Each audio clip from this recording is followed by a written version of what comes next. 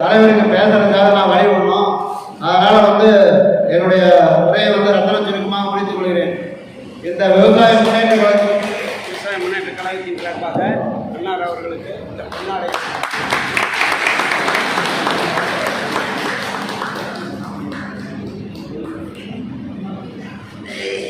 இப்போ பார்த்தீங்கன்னா விவசாய முன்னேற்ற கழகம் பிஎஸ்சியில் இணைந்து நடத்தும் மாநிலம் தழுவிய முதல் மாநாடு. இந்த மாநாடு எதுக்கு தெரியுமா உங்களுக்கு? சொல்லுங்க. இந்த பணத்தை திருப்பி வாங்கணும். 2 மேட்டர் தான் நமக்கு. பணம் போட்டிருக்கிறது 1 கோடி பேர், பாதிக்கப்பட்டிருக்கிற 1 கோடி பேர் பாதிக்கப்பட்டிருக்கிறோம். பாதிக்கப்பட்டிருக்கிற 1 கோடி பேர் பல அரசியல் கட்சி தலைவர்கள், அரசியல் இருக்கிறீங்க எல்லாருமே பல பேர் இருக்கிறாங்க. ஆனால் ஒரு நாள் முதல்வன் மாதிரி விவசாய முன்னேற்ற நிறுவன தலைவர் யாருக்கு கைகாட்டுறாங்களோ அவருக்கு தான் எங்களுடைய ஓட்டு நடி எங்கள் வாக்கை புறக்கணிக்கிறோம். அவ்வளவுதான். இதுல ஃப்ரெண்டு வேற எந்த ஃப்ரெண்டு 1 கோடி பேர். இப்ப எப்படி பார்த்தீங்கன்னா திருச்சியில் நடக்கிற 25/2/2024 நடக்கின்ற நம்மளுடைய மாநாடு ஒண்ணுமே கிடையாது. 5000 பேர் கூட்டா இருக்கிற லோக்கல் 10 பேர் பேசிக்குவாங்க. அதே ஒரு 25,000 பேர் கூட்டா ஒரு தாலுகா வரைக்கும் பேசுவாங்க. 50,000 பேர் அந்த மாநாட்டில் கூட்டாங்கன்னா அந்த மாவட்டத்தில் இருக்கிற பத்திரிகையில வரும். இதே 1,00,000 பேர் கூடனா மாநில லெவலில் இருக்கிற பேப்பர்ல வரும். இதே 10 லட்சம் பேர் கூடனால் தேவையுடைய சுப்ரீம் கோர்ட் இருந்து முதல்வர் வரைக்கும் செய்தி போகும். ஒன்றுமே கிடையாது.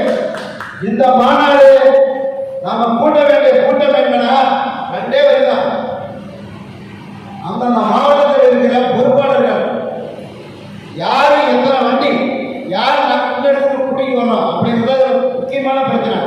ஒரே ஒரு அறிவிப்பு மட்டும் படிக்கிற விரும்பலாம். என்ன அப்படின்னு கேட்டாலும் அதிகப்படியான கூட்டத்தை கூட்டிக்கின்ற வருகின்ற நபருக்கு விவசாய முன்னேற்ற நிறுவன தலைவர் 1 பவன் அவருடைய பொருட்களால் அறிவிப்பார். இதுதான் இவருடைய காரணம். அடுத்தபடியா பார்த்தீங்கன்னா இது 7ஆவதானா, இது நமக்கு எப்படின்னா கிடைத்திருக்கின்ற பிஎஸ்சி நிறுவனங்களுக்கு கிடைத்திருக்கின்ற ஒரு கடைசி வாய்ப்பு.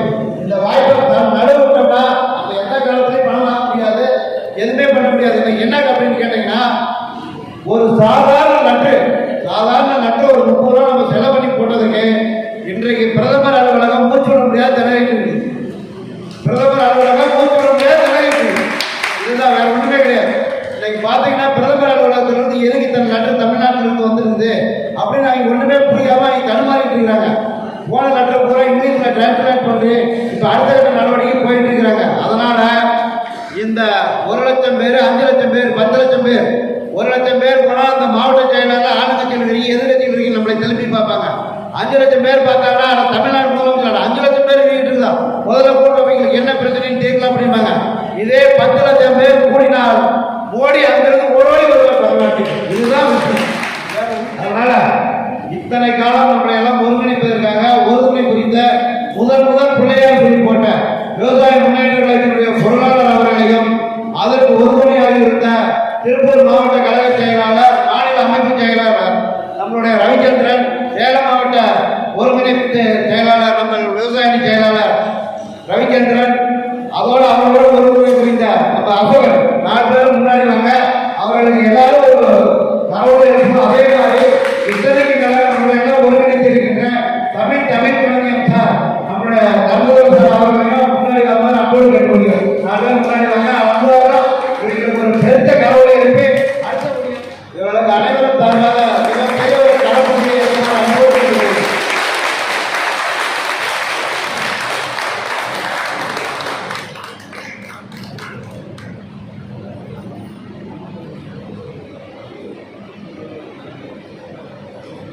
நன்றி.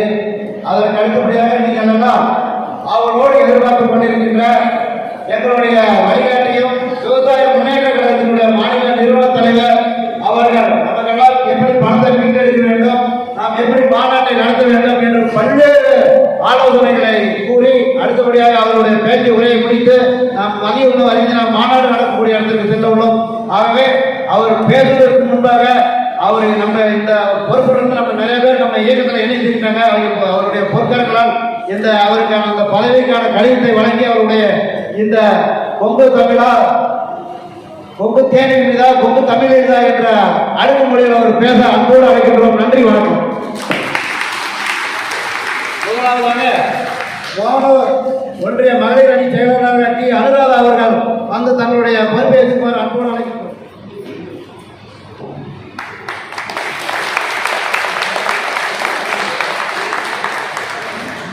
அதற்கு அடுத்தபடியாக தூத்துக்குடி மாவட்ட கழக செயலாளரும் தென்மண்டல கழக பொறுப்பாளருமான எஸ் அருணாச்சலம் ஐயா அவர்களை பொறுப்பேற்றுமாறு அன்போடு அழைக்கின்றோம்.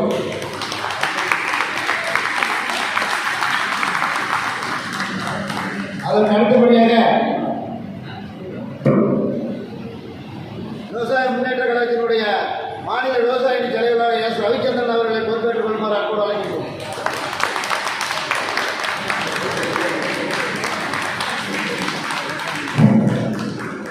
அதற்கு அடுத்தபடியாக திருப்பூர் மாவட்ட கழக செயலாளர் இருந்து பதவி ஏற்பட்டு மாநில அமைப்பு செயலாளர் பதவியேற்றுள்ள எஸ் ரவிச்சந்திரன் ஐயா அவர்களை பொறுப்பேற்றுக் கொள்ளுமாறு அன்போடு அழைக்கின்றோம். என் மாரிப்பன் தூத்துக்குடி மாவட்ட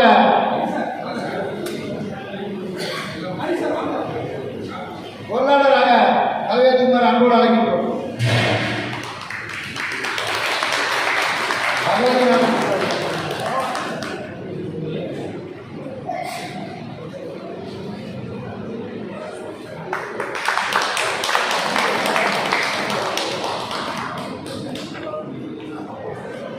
முதல் மாநில மாநாடு வெற்றி பெறமாக அமைய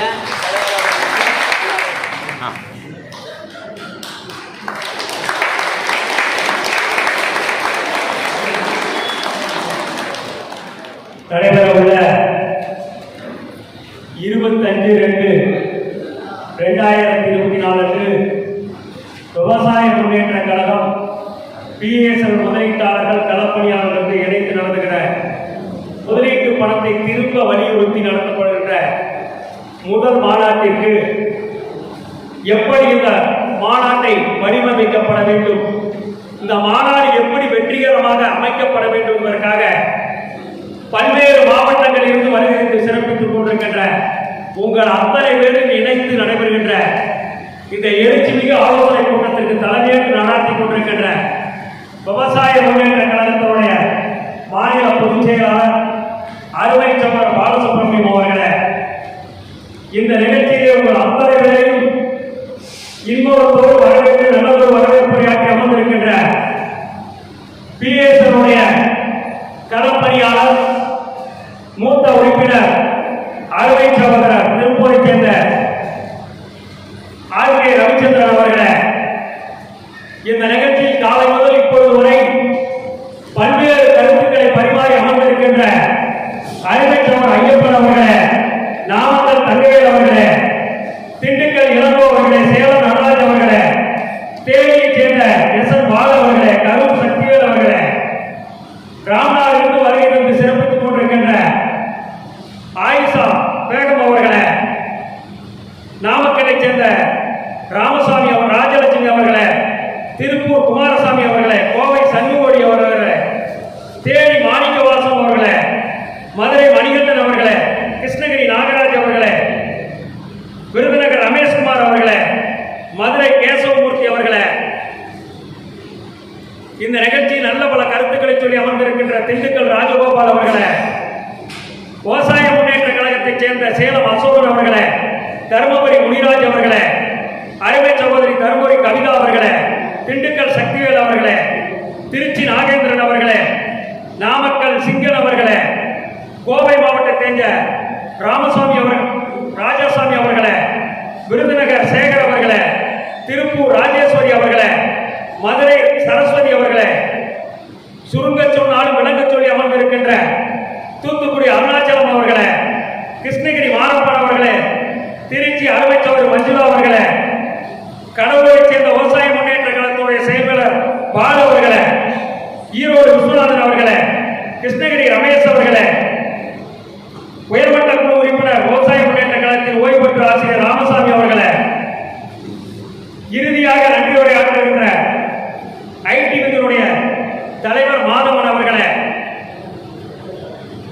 இன்னும் பல்வேறு மாவட்டங்களில் இருந்து வருகிறது பேசிய பேச்சாளர்களே, வருகை தந்திருக்கின்ற அத்தனை நல்லுள்ளங்களே, உங்கள் அத்தனை பேருக்கும் விவசாய முன்னேற்ற கழகத்தின் சார்பாக முதற்கண் வணக்கத்தை தெரிவித்துக் கொள்கிறேன். அதாவது இந்த பிஎஸ்எல் நிறுவனத்தினுடைய தாரக மந்திரம், இந்த முதலீட்டு பெறுவதற்கு உங்களுக்கு என்ன வாக்குறுதி அவங்க சொன்னாங்க, அவங்களுடைய ஸ்லோகன் என்ன சொல்லுங்க? எங்கள் நிறுவனத்தில் முதலீடு செய்யுங்கள், உங்களுக்காக நிலத்தை வாங்கி தருகிறோம்.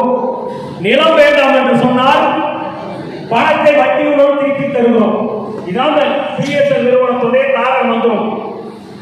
இப்ப பணம் போட்டோம், ஒன்னே ஒன்று, அந்த நிறுவனம் உங்களை மோசடி செய்ய செபி செய்த சூழ்ச்சி உச்ச நீதிமன்றத்தால் முடக்கப்பட்டு, உச்ச நீதிமன்றம் இறுதியா 2/2/2016 இந்த நிறுவனம் தடை விதிக்கப்படுகிறது, முடக்கப்படுகிறது.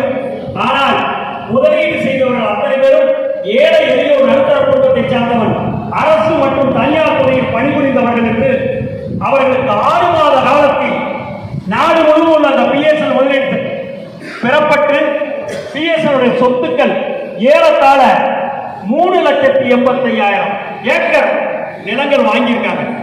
அதையெல்லாம் விற்பனை செய்து இந்த முதலீட்டு பணத்தை துணை நிறுவனங்களில் 640 துணை நிறுவனம் முதலீடு செஞ்சிருக்காங்க. இதனையெல்லாம் திரும்ப பெறப்பட்டு 6 மாத காலத்தில் பாதிக்கப்பட்ட முதலீட்டாளருக்கு வட்டியுடன் அசலும் சேர்த்து வழங்கப்பட தீர்ப்பு.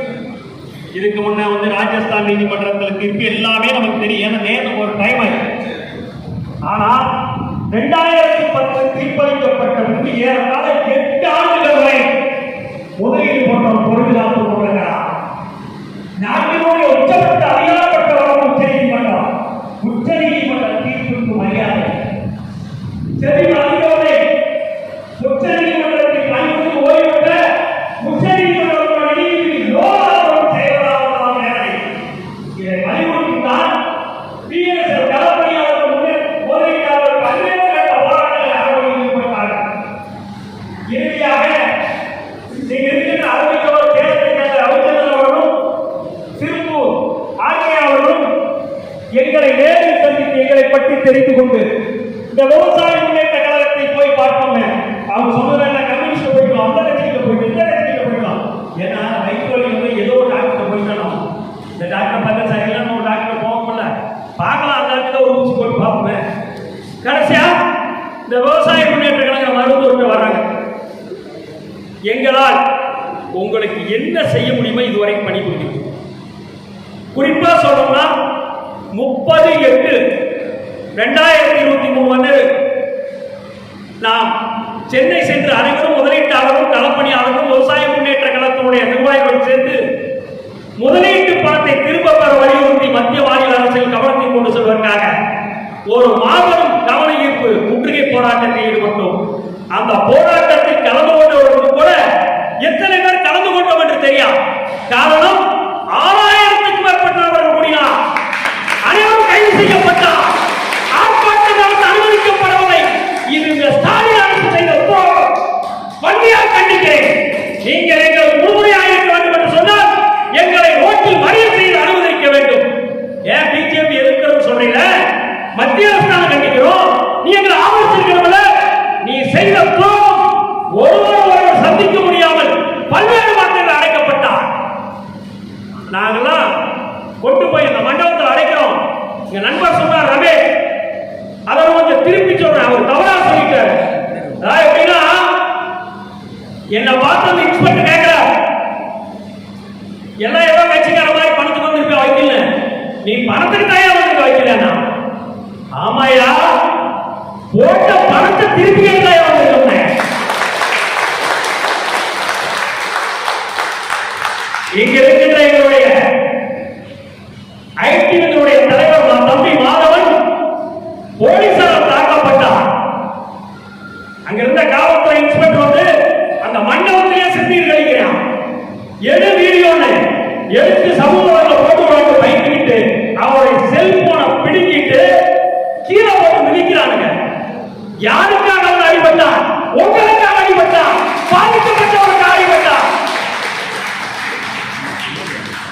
அதன் பிறகு மதியம் அனைவருக்கும் காவல்துறையால் உணவு ஏற்பாடு செய்தார்கள்.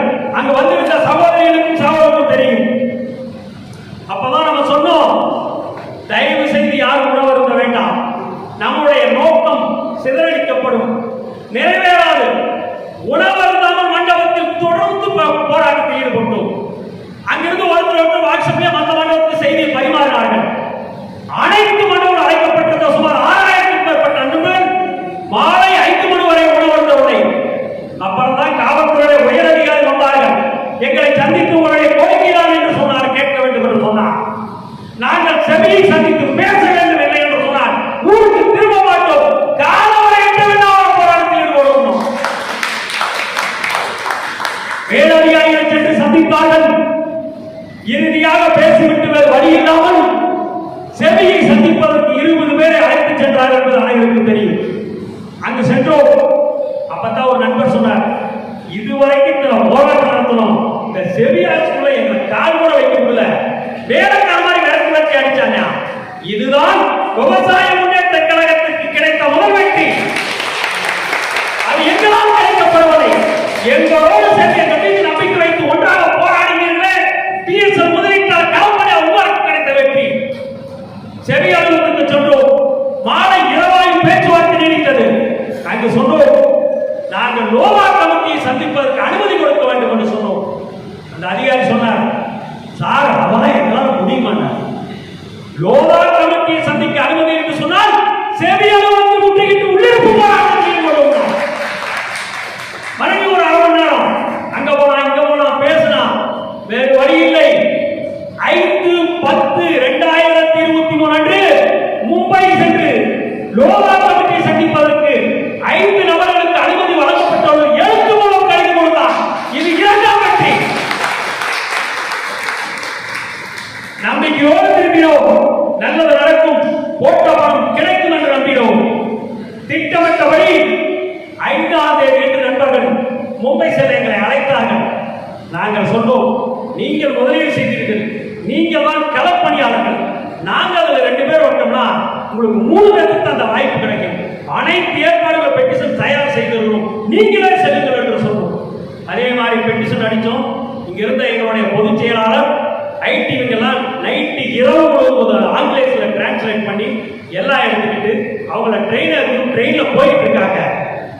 ட்ரெயின்ல போக 3/4 தூரம் போய் சென்று விட்டார்கள். அங்கிருந்து ரவிச்சந்திரன் எங்களை அலைபேசியில் அழைக்கிறார். எங்களுக்கு மெசேஜ் வந்து விட்டது, லோவா கமிட்டி நேரில் சந்திக்க வர வேண்டாம், வீடியோ கான்பரன்ஸில் பேசிக் கொள்ளுங்கள் என்று சொல்கிறார். நாங்கள் என்ன செய்வது என்று பதறினார். தைரியமாக செல்லுங்கள் என்று சொல்லுவோம். அதன் பிறகு லோவா கமிட்டிக்கு மெயில் கொடுத்தோம். பொதுச் செயலாளருக்கு மெயில் கொடுக்க சொன்னேன். நாங்கள் ஏற்கனவே 80% தூரத்தை கடந்து வந்து விட்டோம் மும்பை நோக்கி. ஒருபோதும் திரும்பி சொல்ல மாட்டோம், மும்பை வந்து தீர்வோம். அனுமதி மறுக்கப்பட்டால் 1000கணக்கான முதலீட்டாளர் கலப்பையை முற்றுகிறோம். 1/2 மணி நேரம் மீண்டும் அனுமதிக்கப்படுகிறது. 5க்கு பதிலாக 10 நபர்கள் கலந்து கொள்ளலாம் என்று மெயில் போட்டார். இது 3ஆவது வெற்றி. சென்றார்கள், சந்தித்தார்கள். உங்களுடைய அனைத்து கோரிக்கைகளும் மனுவாக தயாரித்து கொடுக்கப்பட்டது. அது எல்லாமே இருக்குது. காரணம், நம்ம பலமுறை பேசிட்டோம். பத்திரிகை ஊடகத்துறை நண்பர்களுக்கு சொல்கிறேன், இந்த பிஎஸ்எல் நிறுவனத்தின் நாடு முழுவதும் ஏறத்தாழ 5,85,00,000 நபர்கள் 49,000 கோடி 100 ரூபாய் 100 கோடி 49,100 கோடி ரூபாய் முதலீடு செய்துள்ளார். தமிழகத்தில் மட்டும் 1 கோடி அவர் 10,000 கோடிக்கு மேல் முதலீடு செய்துள்ளார். பலகால முதலீடு செய்தவன். பல நபர்கள் பாடிசார்கள். முதலீட்டாளர் இறந்து விட்டார், வாரிசுகள் இறந்து விட்டார், முதுமை எய்து விட்டார், 70 வயதை கடந்து விட்டார். முதலீட்டாளர் மருத்துவ செலவுக்கு பணம் இல்லை, பேரன் பேட்டியை திருமணம் செய்வதற்கு பணம் இல்லை, துடித்துக் கொண்டிருக்கிறார். வாழ்வாதாரம் கேள்விக்குரியார்கள். எனவே போட்ட பணத்தை தான் திருப்பி கேட்கிறோம். நாட்டில் பார்த்தீங்கன்னா அதானி அம்பானி வாங்கின கடலாம் 50,000 கோடி ரூபாய் அரசு தள்ளுபடி பண்ணி மோடி அரசு. நாங்க 49,000 கோடி தான் போட்ட பணம் தான் கேட்கிறோம். ஒரு பஞ்சாப் முதல்வர் சொன்னார்ல, நீங்க காலதாமதித்தால் என் மாநிலத்தில் இருக்கின்ற பிஎஸ்எல் சொத்துக்களை விட்டு நான் கொடுக்க தயங்க மாட்டேன்னு சொன்னார். அவருக்கு ஒரு சல்யூட் செய்கிறோம்.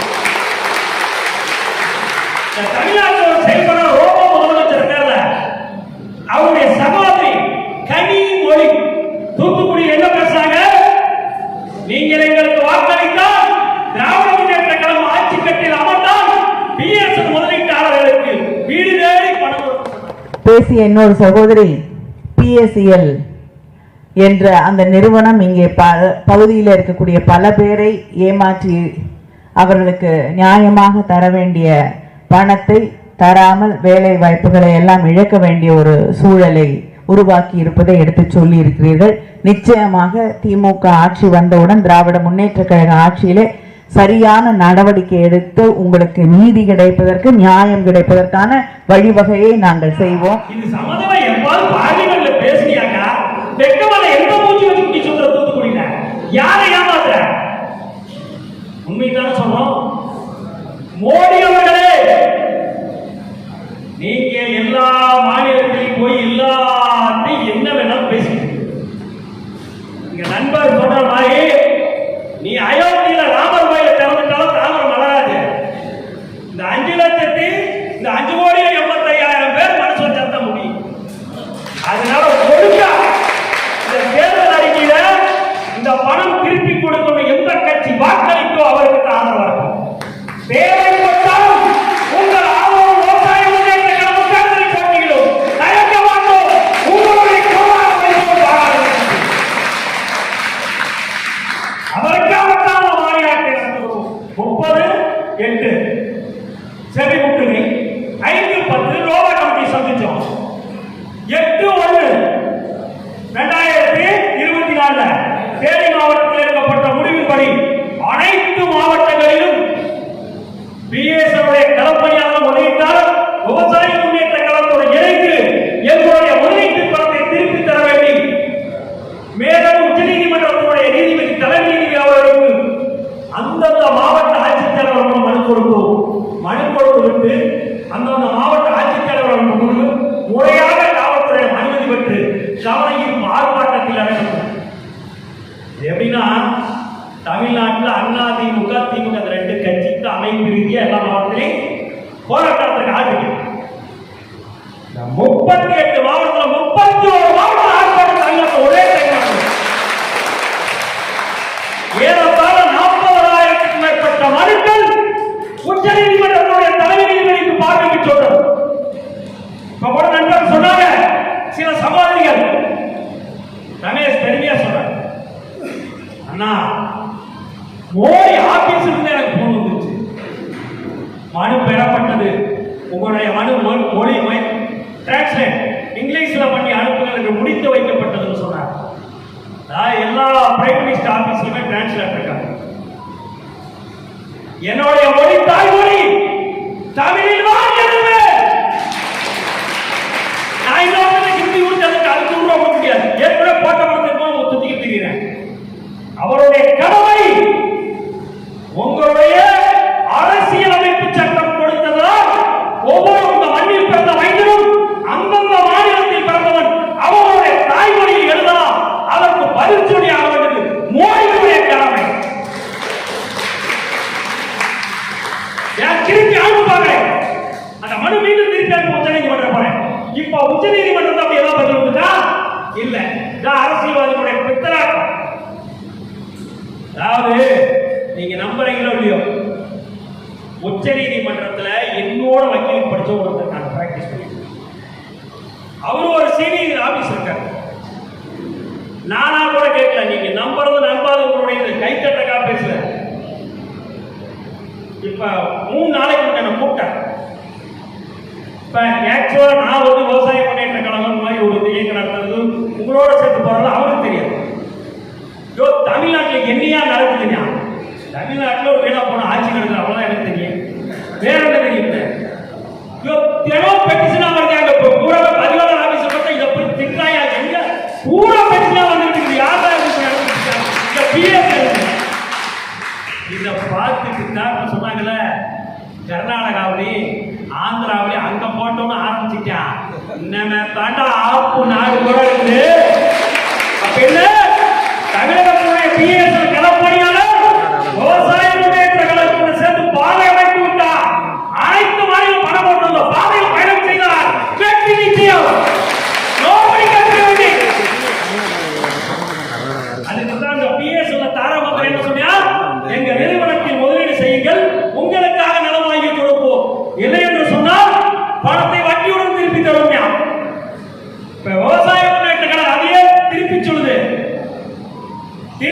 புறப்படு, முதலீட்டு பணத்தை திருப்பி சேர்.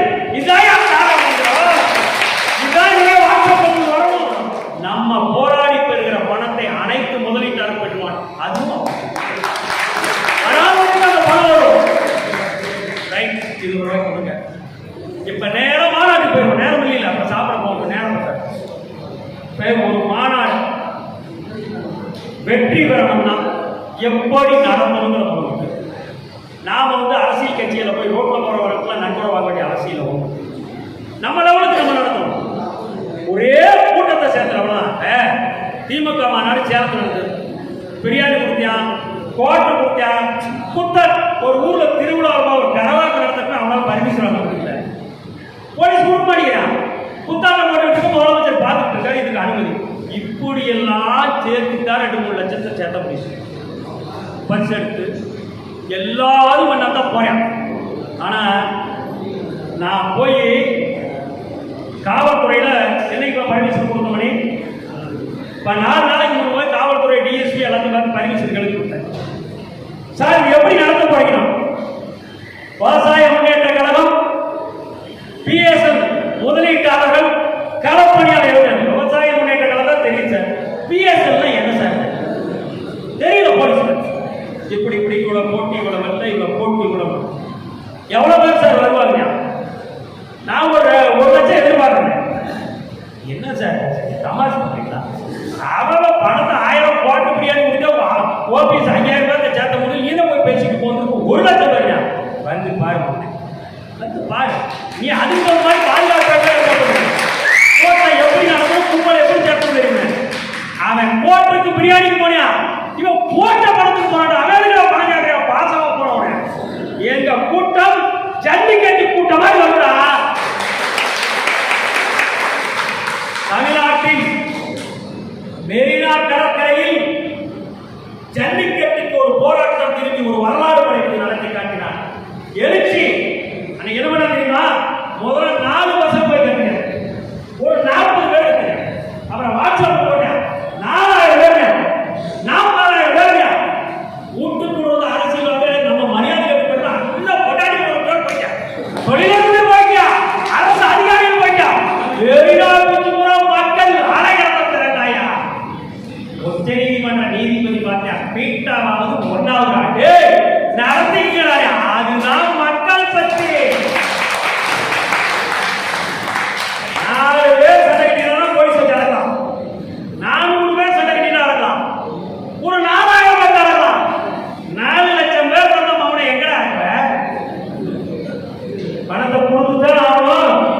அப்ப என்னன்னா, ஒரு டாக்டர் கிட்ட போனீங்கன்னா இந்த மாத்திரை சாப்பிடு, இந்த ஊசி ஒரு வாரத்துக்கு போட்டுக்க டாக்டர், நீ பேஷண்ட் ஒத்துழைப்பு கொடுத்தா தான் நோய் தீரும். இந்த டாக்டர் போன பண்ற 1 வாரத்துக்கு மாத்திரை கொடுத்துறாங்க, நான் சாப்பிட மாட்டேன், பெட்ல கிடக்க வேண்டியது, ஐசியூ போக வேண்டியதான். விவசாய Munnetra Kazhagam doctor, PSL களப்பணியாளர் முதலீட்டா patient. இப்ப நான் வைத்தியம் பார்த்துட்டேன், வைத்தியம் என்னன்னு சொல்லிட்டேன், நீ கடைபிடி, இல்லைன்னா ஐசியூ தான் போகும். வேற வழி இல்ல. செய்யலாம்ல. இப்ப சீனியர் வரல, என்னைக்குமே தலைவர்கள் நடத்துற போராட்டம் வெற்றி பெறும். தொண்டை நடத்துற அந்த போராட்டம் அவன் சம்பாதிக்கிட்டான், நான் வரமாட்டேன். ஏன்னா அந்த வக்கீல் தொழில் எடுத்து நான் வக்கீலா இருந்தேன். உள்ளூர் கோர்ட்ல கேஸ் வந்தேன். அவன் தான் அந்த வக்கீல் பார்ட்டி பார்த்தேன், கேஸ்காரன் கட்ட வாங்கியான், பணம் வாங்கியான்.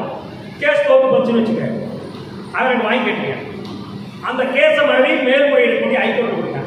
அந்த வக்கீலுக்கு கவலை ஏன் தெரியுமா? கட்சிக்கார பார்க்க வேண்டியதில்லை, விசாரிக்க வேண்டியதில்லை, கட்டை வச்சு பேப்பர் வச்சு பார்ப்பேன். அவனுக்கு இல்லை. அது மாதிரி நான் இப்போ இந்த பணத்தை கை நீட்டி வாங்கிட்டீங்களா பார்ப்பேன். எப்படியாவது இந்த கஷ்டப்படுற மக்களுக்கு திருப்பி கொடுக்கணும் அப்படின்னு நீங்க அதை, ஏன்னா தெருவு நீங்க அவங்கள பார்த்தீங்க, நல்லது கட்டது போக முடியல. அவன் சீனியர் இஎம் எங்க அப்பா பொறுப்பு பார்க்கணும், officer, development officer, regional officer, zonal officer, senior great 1 இஎம் ஈனியர்.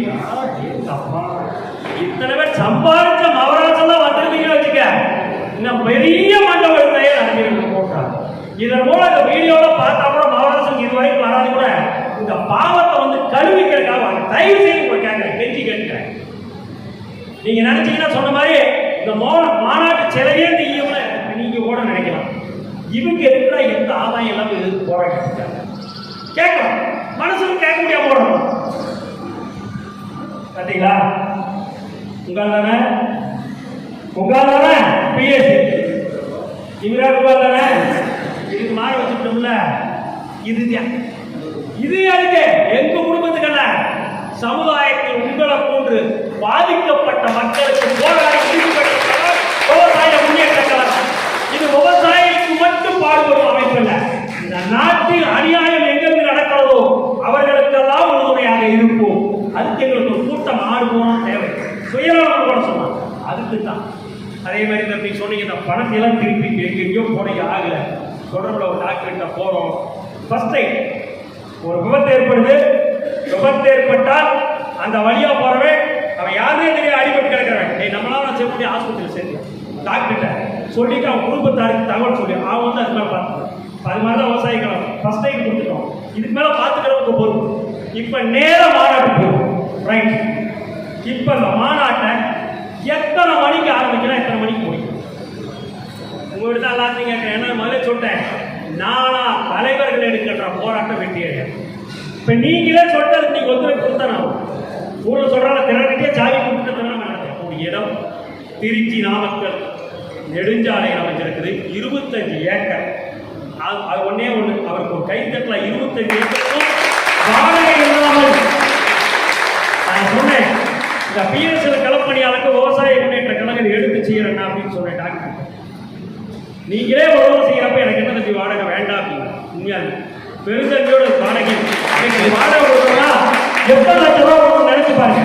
அதனால டாக்டர் செல்வராஜ் காலேஜ் நடத்தினாரு, பெரியவரோட கோழிப்பண்ணைக்கு அதிபதி கேட்ட உடனே நமக்காக அந்த இடத்தை வாடகை இல்லாமல் கொடுத்துள்ளார். அதனால பெரிய கொஞ்சம் செலவாக ஒவ்வொருவரும் ஊர்ல போனவனே மெயினா எங்க சோறுக்கு ஒரு விளம்பரம், ஒரு பெயிண்ட் அந்தந்த மாவட்டத்தில் ஊருக்கு போன ஒரு கூட்டமே நாடு ரொம்ப குறைந்தார். இங்க போட்ட மாதிரி இந்த மாதிரி இந்த பிஎஸ் இந்த இடத்துக்கு போயிருக்கிறதே வாசகத்தை படையா பாருங்க. இத்தனாம் தேதி என்று பிஎஸ் முதலீட்டு பணத்தை திரும்ப பெற வலியுறுத்தி விவசாய முன்னேற்ற கழகத்துடன் இணைந்து பிஎஸ் களப்பணியாளர்கள் முதலீட்டாளர்கள் நடத்தும் முதல் மாநில மாநாடு. இது மாதிரி போட்டு உங்களுக்கு வாட்ஸ்அப் அனுப்பிடுறேன். பிரிண்ட் அவுட் எடுத்து போஸ்ட் அடிங்க, பிட் நோட். அதே மாதிரி சுவர் வளர்க்கணும், அதை திருப்பி வாங்கணும், நம்ம புள்ள குட்டி படிக்கணும், பேரவங்களை கல்யாணம், இது என்னமா இருக்கணும். ஏதோ வளர்க்க போட்டோம், அவங்க போனவங்க வந்து வருது, இப்படி இருந்தீங்கன்னா தயவு செய்து இந்த ஒரு மாசம் நீங்க எப்படி எடுத்துக்கிறீங்களோ நாங்கெல்லாம் இந்த போராட்டத்தை என்னைக்கு உங்கள் கையில் எடுக்க மட்டும் சொல்ற பெருமிக்காக கைத்தட்டுக்காக சொல்ல எப்படியாவது சாதிச்சு காட்டிட்டு வச்சுக்க.